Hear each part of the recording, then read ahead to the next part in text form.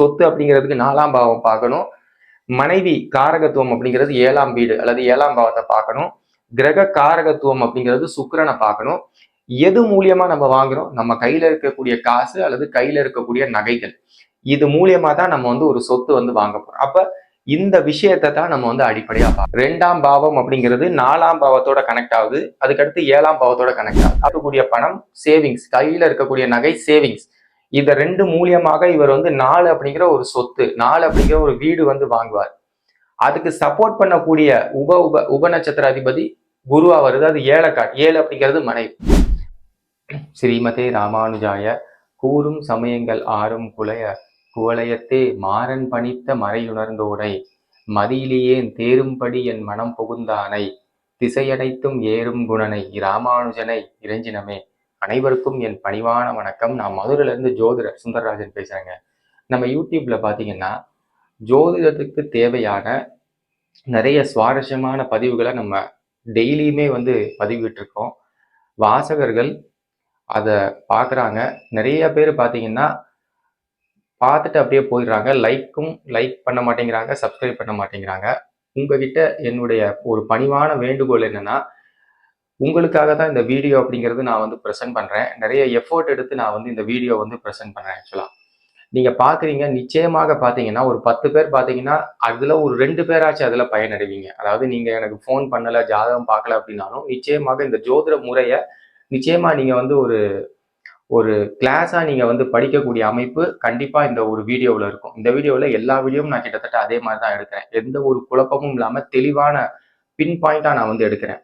என்னோட ரெக்வஸ்ட் என்னன்னா, தயவு செஞ்சு ஒரு லைக்கு, ஒரு சப்ஸ்கிரைபு அல்லது உங்களால் முடிஞ்சது நன்றி, வாழ்த்துக்கள், ஏதாவது ஒரு கமெண்ட் செஞ்சீங்கன்னா நிச்சயமா அது எனக்கு ஒரு எனர்ஜி கொடுக்கக்கூடிய ஒரு அமைப்பாக இருக்கும். ஸோ இதுதான் நான் உங்ககிட்ட கேட்டுக்கக்கூடியதான ஒரு சின்ன ஒரு ரெக்வஸ்ட்டு. ரொம்ப நன்றிங்க.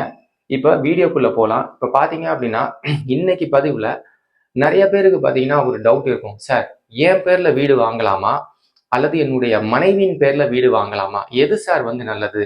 இந்த டவுட் எதுக்கு இப்போ நிறைய பேருக்கு வருது அப்படின்னா, சார் என் பேரில் வீடு வாங்கினா அது அந்த வீட்டில் நம்மளால கண்டினியூஸாக இருக்க முடியுமா? அதே நேரத்தில் பார்த்தீங்கன்னா அந்த வீடு வாங்கினோடனே அந்த வீட்டில் நம்ம இருக்கோம் அப்படின்னா அதில் வளர்ச்சி நம்மளால அடைய முடியுமா?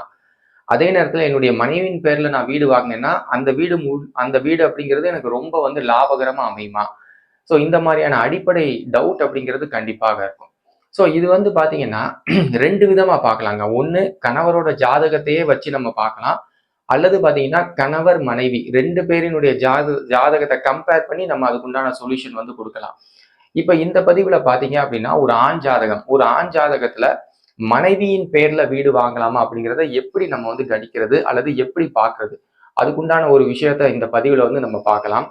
இப்ப பாருங்க, பொதுவா பாத்தீங்கன்னா இது ஒரு ராசி கட்டம், சரிங்களா? முதல்ல உங்களுக்கு வீடு அப்படிங்கிறது எந்த பாவம் அல்லது எந்த ராசி, அதே நேரத்துல மனைவி சம்பந்தமான கிரக காரகத்துவம் என்ன, பாவ காரகத்துவம் என்ன, அது நம்ம கண்டிப்பா தெரிஞ்சுக்கணும்.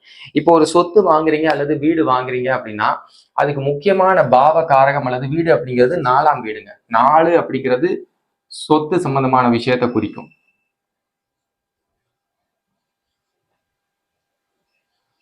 அதே மாதிரி 7ஆம் வீடு அப்படிங்கிறது மனைவி ஸ்தானத்தை குறிக்கும்.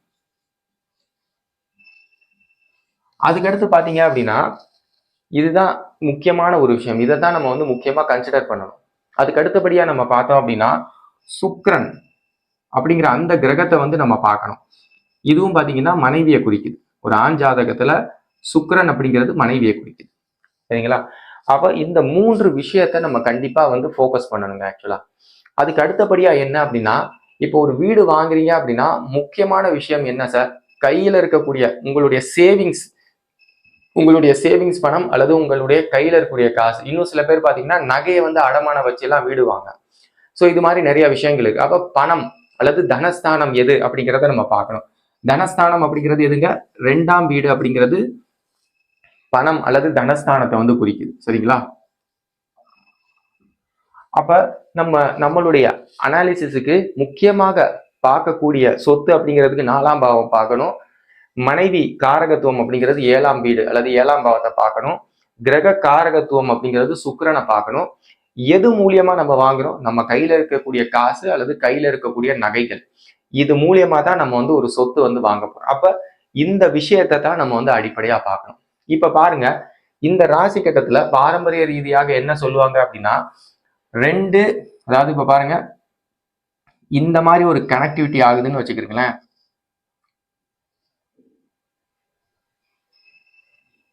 இங்க பாருங்க, 2ஆம் வீடு, 7ஆம் வீடு, 4ஆம் வீடு ஒரு கனெக்டிவிட்டி ஆகுது அப்படின்னா தாராளமாக ஜாதகர் வந்து தன்னுடைய மனைவியின் பேர்ல வீடு வாங்கலாம் அப்படிங்கிற மாதிரி ஒரு அமைப்பு. அது மட்டும் இல்லாம இப்போ உதாரணத்துக்கு பாருங்க, சுக்கிரன் வந்து இந்த இடத்துல இருக்காரு. ஒருவருடைய ஜாதகத்துல சுக்கிரன் வந்து 4ஆம் வீட்டுல இருக்காரு. அதே நேரத்துல 2ஆம் வீடு, 7ஆம் வீடு, 4ஆம் வீடு கனெக்டிவிட்டி ஆகி சுக்கிரன், ஏன்னா 2க்கு அதிபதி சுக்கிரன், 7க்கு அதிபதி சுக்கிரன். ஆக்சுவலா அந்த சுக்கிரன் 4ஆம் வீட்டுல இருக்காரு அப்படின்னு நம்ம பார்க்கும்போது பாரம்பரிய ரீதியாக தாராளமா நம்ம வந்து மனைவியின் பேர்ல வீடு வாங்கலாம் அப்படின்னு சொல்லிடலாம்.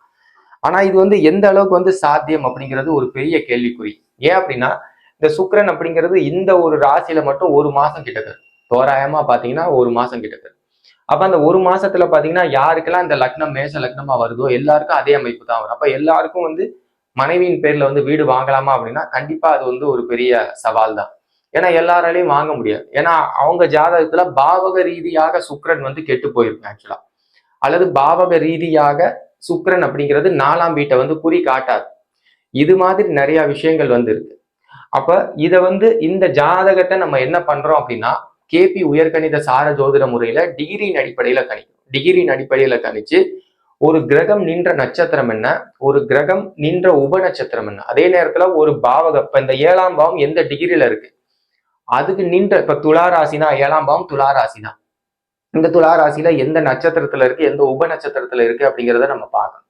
அப்ப இதெல்லாம் பார்த்துட்டு அதோட கனெக்டிவிட்டி என்ன, கேபி உயர்கணித சார ஜோதிட முறையில பாவகம் மற்றும் கிரக ரீதியான கனெக்டிவிட்டி என்ன அப்படிங்கிறத நம்ம எடுத்தோம் அப்படின்னா அது அடுத்த லெவல் துல்லியத்துக்கு நம்ம வந்து போறோம் அப்படிங்கிற மாதிரி.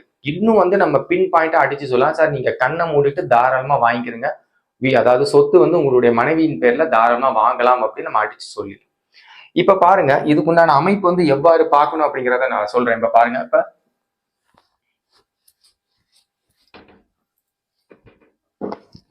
இப்ப பாத்தீங்க அப்படின்னா மேல சொன்ன அதே விஷயத்தை தான் நான் பாவக ரீதியா நான் வந்து சொல்ல போறேன். இப்ப பாருங்க, 2ஆம் பாவத்துக்கு சுக்கிரன் வந்து உப நட்சத்திர அதிபதியா வர்றாரு. பாருங்க, அதாவது சுக்கிரன் வந்து இந்த மாதிரி வர்றாரு, 2ஆம் பாவத்துக்கு உப நட்சத்திர அதிபதியா வர்றாரு. சரிங்களா? சுக்கிரன் பாத்தீங்கன்னா உங்களுக்கு சனியோட உப நட்சத்திரத்துல இருக்காரு. சனி 4ஆம் பாவத்துக்கு உப நட்சத்திர அதிபதியா வர்றாரு. அதுக்கு அடுத்து பாத்தீங்க அப்படின்னா இந்த இடத்துல குருவோட உப நட்சத்திரத்துல இருக்காரு. குரு வந்து 7ஆம் பாவத்துக்கு சப்ளாடா வருது. அப்ப இந்த இடத்துல என்ன சார் வருது, அதேதான், 2ஆம் பாவகம் 4ஓட கனெக்ட் ஆகுது, அது மட்டும் இல்லாம 7ஓட கனெக்ட் ஆகுது. நீங்க நல்லா பாத்தீங்கன்னா தெரியும், 2ஆம் பாவம் அப்படிங்கிறது 4ஆம் பாவத்தோட கனெக்ட் ஆகுது, அதுக்கடுத்து 7ஆம் பாவத்தோட கனெக்ட் ஆகுது. அப்ப 2ஆம் பாவம் அப்படிங்கிறது என்ன சார், கையில இருக்கக்கூடிய பணம், கையில இருக்கக்கூடிய நகை.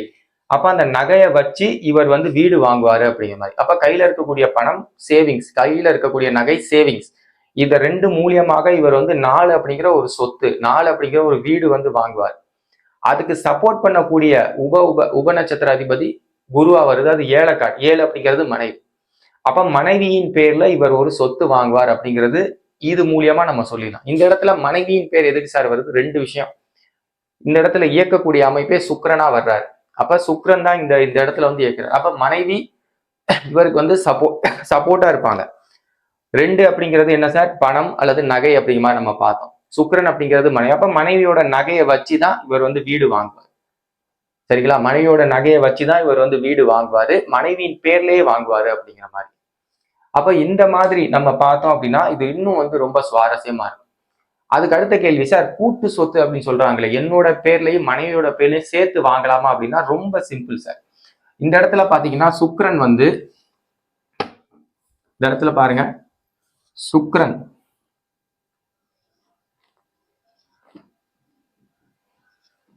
இந்த மாதிரி வருதுன்னு வச்சுக்கிறீங்க. சுக்கிரன் அப்படிங்கிற அந்த கிரகம் லக்னத்துக்கும் 2ஆம் பாவத்துக்கும் சுக்கிரன் வந்து அது 4 மற்றும் 7ஆம் பாவத்தோட தொடர்பு கொண்டுச்சு அப்படின்னா இந்த இடத்துல வந்து ஜாதகர் தன்னுடைய பேர்ல 1 அப்படிங்கிறது யார் சார்? ஜாதகர் அப்படின்னு அர்த்தம். 1 லக்னம் அப்படிங்கிறது ஜாதகரோட பேர்ல சொத்து வாங்குவார்.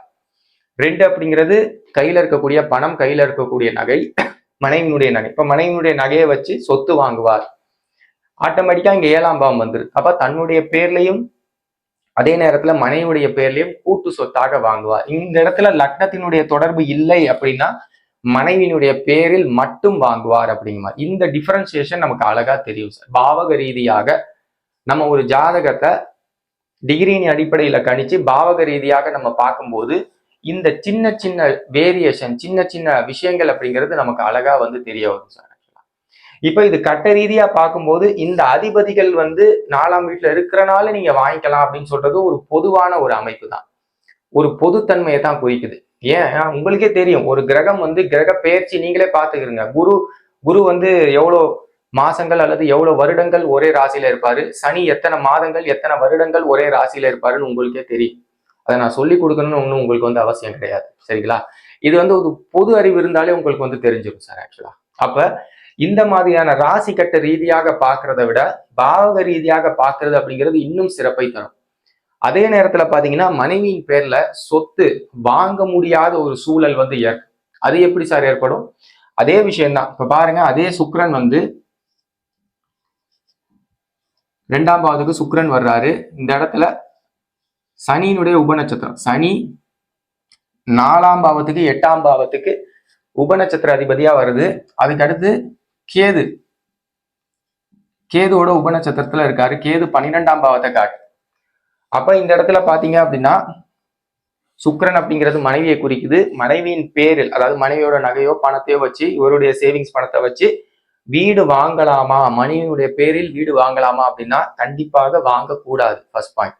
2வது பாயிண்ட் என்னன்னா வாங்க முடியாது. இதுதான் விஷயம். ஏன் சார் வாங்க முடியாது? நல்லா பாருங்க, இதனுடைய இயக்கம் வந்து 4, 8, 12ஆம் பாவத்தினுடைய ஒரு இயக்கம் இருக்கு. இந்த மாதிரி வீடு வாங்கும் போது தடை தாமதங்கள் நிறைய ஏற்படும். சிக்கலுக்கு காரகனே கேது தான். இந்த மாதிரியான கிரகங்கள் வரும்போது உங்களுக்கு அழகா வீடு அப்படிங்கிற ஒரு ப்ராசஸ் ஸ்டார்ட் பண்ணாலே பாத்தீங்க அப்படின்னா தடை தாமதங்கள் பிரச்சனைகள் அப்படிங்கிறது நிறைய வந்து ஏற்படும். அதனால இந்த மாதிரியான அமைப்பு உள்ளவர்கள் பாத்தீங்க அப்படின்னா மனைவியின் பேர்ல வீடு வாங்காம இருக்கிறது ரொம்ப நல்லது. தன்னுடைய பேர்ல தாராளமா வீடு வாங்கிக்கலாம். அதுக்கு மேலும் சில விஷயங்களை நம்ம வந்து பார்க்கணும் ஆக்சுவலா, சரிங்களா? இது மாதிரி ஒவ்வொரு விஷயத்துக்கும் பாவக ரீதியாக நம்ம ஆராய்ச்சி பண்ணும்போது அல்லது பார்த்து எடுத்து பலன் சொல்லும் போது அந்த துல்லியத்தன்மை அப்படிங்கிறது இன்னும் மேம்படுது அப்படிங்கிற மாதிரி ஆக்சுவலா, சரிங்களா?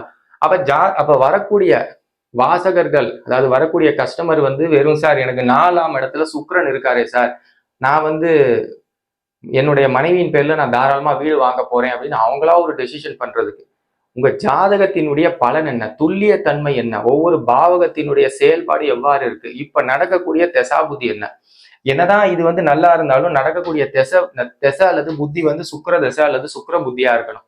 அப்பதான் அவரால் வந்து தன்னுடைய மனைவியினுடைய பேர்ல வீடு வாங்குறதுக்கு உண்டான விஷயம் வந்து ஏற்படும் ஆக்சுவலா.